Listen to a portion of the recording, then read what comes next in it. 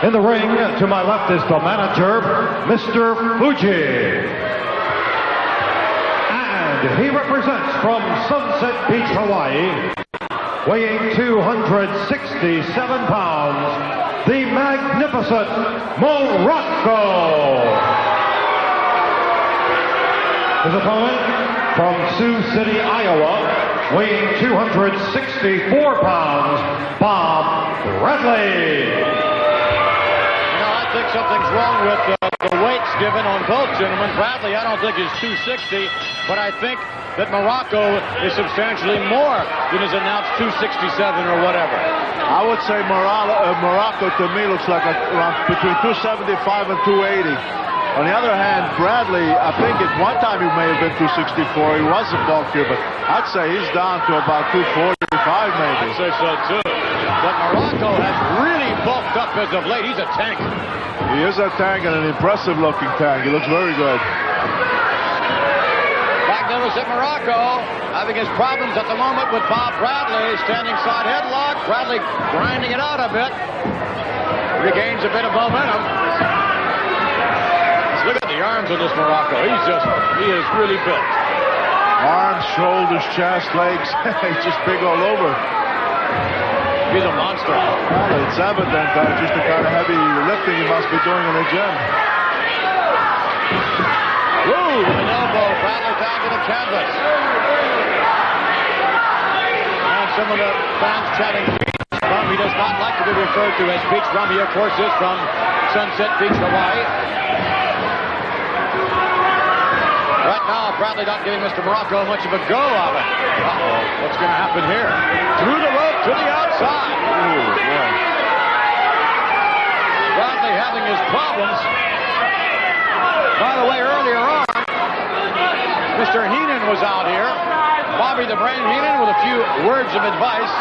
Well, apparently some sort of announcement. Let's take you now to Mr. Heenan. You know, the reason they call me Bobby the Brain Heenan is because I do things, and I do things right, and I use my brains.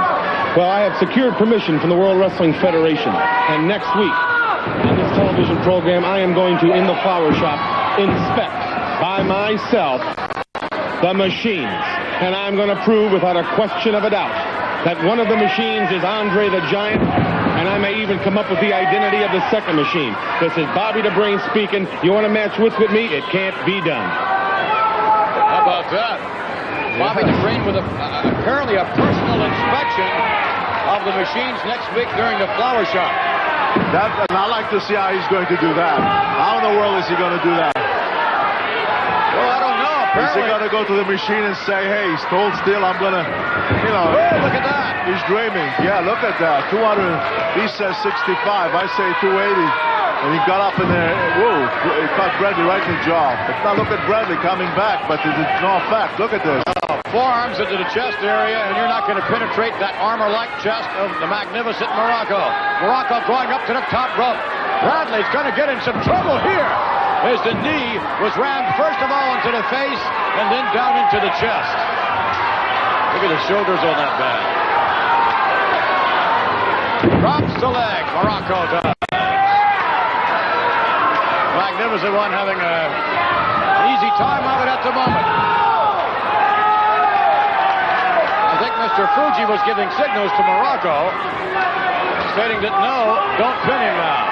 Uh-oh, look at here it comes. Ooh, shoulder breaker. Yeah, I thought he was going to do his upside-down pile driver.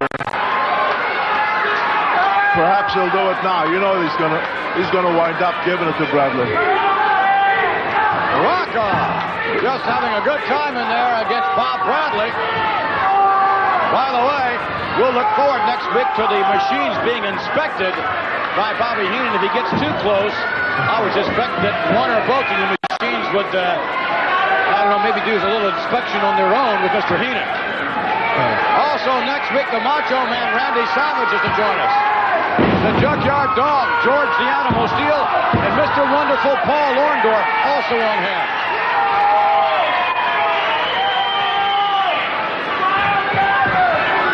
Elbow again, and Bradley yet in more trouble. Ooh, downstairs. Muraco knows he has his man hurt and hurt badly, and now he's just punishing him. He could take him anytime he wants to, but he just wants to punish him some more. He's having a good time, and Fuji's loving it.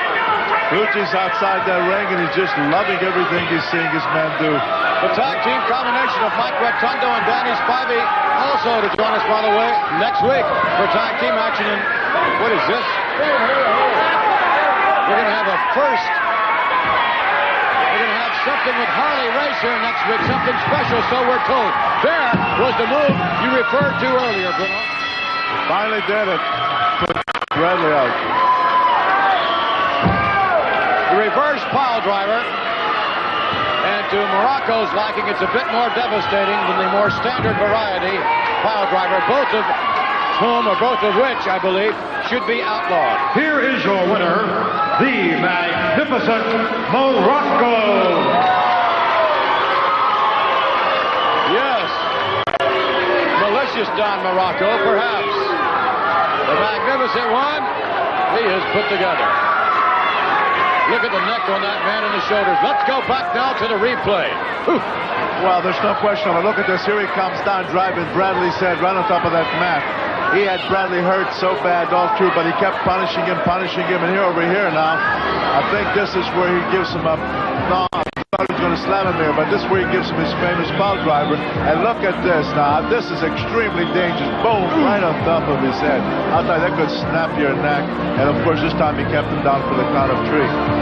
The most dangerous, or at least certainly one of the most dangerous holds in professional wrestling, Muraco's reverse pile driver.